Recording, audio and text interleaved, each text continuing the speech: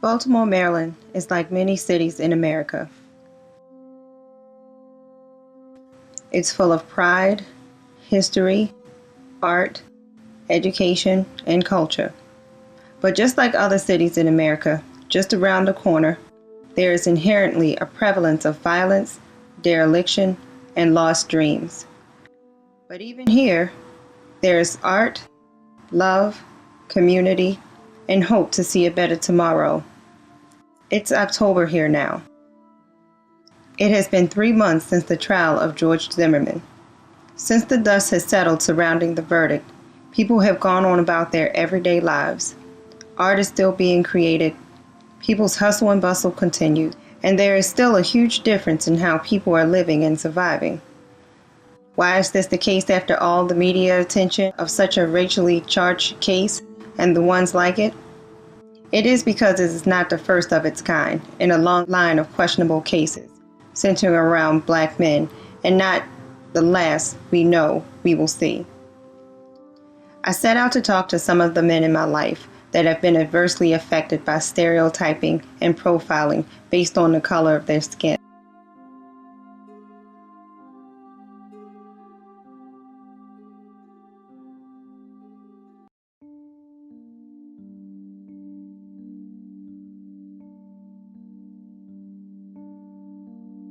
What do you think when people say that these issues no longer exist?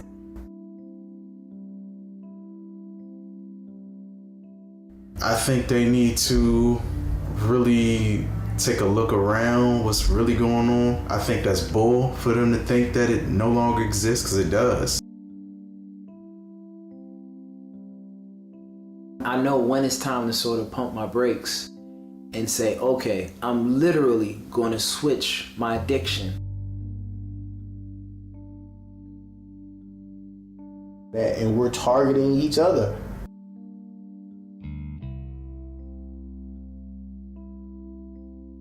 I have to be overly cautious of the way that I act, the things that I say, my body language, the inflection of my voice. If I even look as if I am discomforted by something as far as facial wise, people are on alert, you know?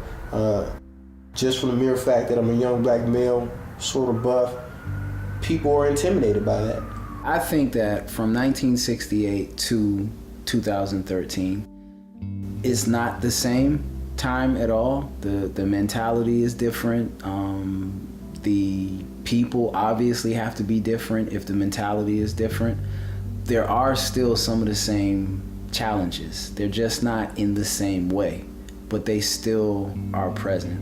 In the case of media, whether it be internet, whether it be radio, whether it be TV, music, whatever it is, whatever form it comes in, a lot of times the things that we find to be entertainment are really not that entertaining. I noticed on the radio, they were trying to get people to vote on the casinos.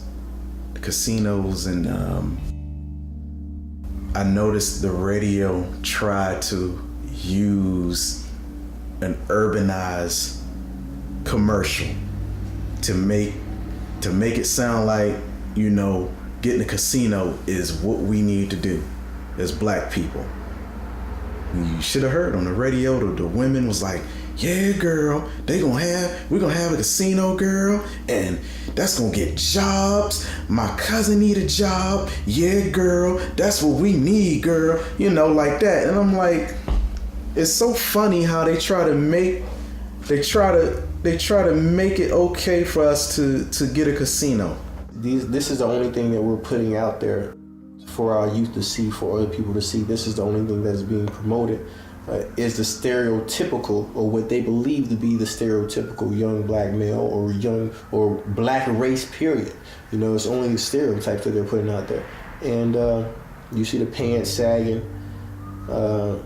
They talking about bitches. We calling each other bitches all the time, this and that. Things like that are definitely promoting the stereotype, and they're just feeding the flame.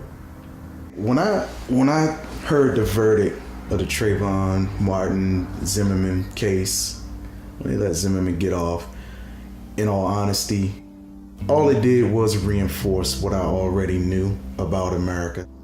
With the trial, I honestly wasn't surprised. Like, I wasn't surprised that the verdict was going to be what it was. And honestly, I felt that that was going to be the verdict even before the trial started. Been instances where people that are not black have committed murders and have gotten away with it for whatever reason that it could have been justified, when we know clearly that these people, deserve to be in jail.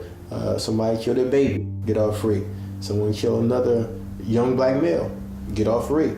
Regardless of the circumstances, get off free. But someone like Michael Vick didn't kill a person ever, to our knowledge. Had some dog fights and some dog died, and he was the facilitator. So they put him in prison. There was one occasion where my brother and I were driving. It was kind of late at night. We were driving the speed limit and everything. We noticed that a guy was following us, and every turn, every twist that we took, the guy was just there with us. After a little bit of time went by, a police car came up and pulled us over, and that same guy who was following us, he pulled over with the police car too. Police came up, they asked us to get out of the car, didn't tell us why, had us sit on the curb, and then they proceeded to search. I recall there's one time, my freshman year in college, a group of friends and myself, we were walking from our dorm room to the cab, which is about a half a mile away, if that far, right? And it was probably around 7, 8 o'clock at night, and this police officer stopped us, older white guy, and he pulls me aside and asks for my ID, student ID, and things of that nature. And once we questioned him as to why I was being questioned, his only response to my recollection was that he got a call about a suspicious black male walking around, da-da-da-da-da. I don't even remember all the facts right now, but I remember at that time, we felt definitely as if we were being discriminated against. I remember one year, I was on my way to school from home, going to college. It was late night, and I guess I was speeding. I don't recall how fast I was going, but I was headed back to school, and it was late, and I got stopped by the police, and I was nervous. I was afraid for my life for a second, because I was in a dark, pitch black road by myself. 2 officers, white cops, and they wanted to know where I was going, where I was headed, and I told them. One officer was like, you wouldn't be BSing me, would you? I told him, no, I have no reason to lie. I really am a student over there. The other cop came, and he was like, well, get out the car. We want to search you, just to feel safe. I had nothing to hide. I said, go ahead, pat me down. Go ahead. Then they did. I don't know how and what way I got separated from my car, but I was a few feet away from my car. So that made it even scarier, because there's nobody to see what's going on. Anything can happen. My heart was literally beating fast to the point where I was ready to spit my heart out. Officer came back, flashlight like this, fist balled up. He said, look what I found. He opened his hand. 2 toys from Happy Meal toys. I guess they were there, before I got the car. They'd been in there. I didn't get them. To me, happiness is the only thing that matters. And I have to go for that. I have to be bold. I have to go for the happiness. And regardless of what anyone else does, any of their negativity, I can't let their energy, their negativity, drown mine out or even influence me at all. My positive energy has to be a bigger light than their negative energy. So that's how I maintain my positivity, just by simply wanting more, wanting to not be negative, wanting to not be mad, wanting to not be angry, wanting to not be volatile. All those things in which I once was, I hated about myself, and I wanted something different. My freshman year, my roommate was a white guy from the sticks, from the country. He wasn't hood, none of that. He was white. And that was a challenge because I've never lived with a white guy. I've never, my interaction with white people like that wasn't never personal that way. So that was a challenge. And I think I passed that challenge because we were really cool. He wasn't trying to be something he wasn't. And, he respected me. I respected him. Any form of media that shares a particular aspect of a culture, in this case black culture, I want you to know that you have to dig deeper if you actually want to know what the whole culture is or could be about. I realized after speaking to these men that what I had asked was part of a much larger story. I had only touched the base of the iceberg and had a lot longer to go before reaching the summit.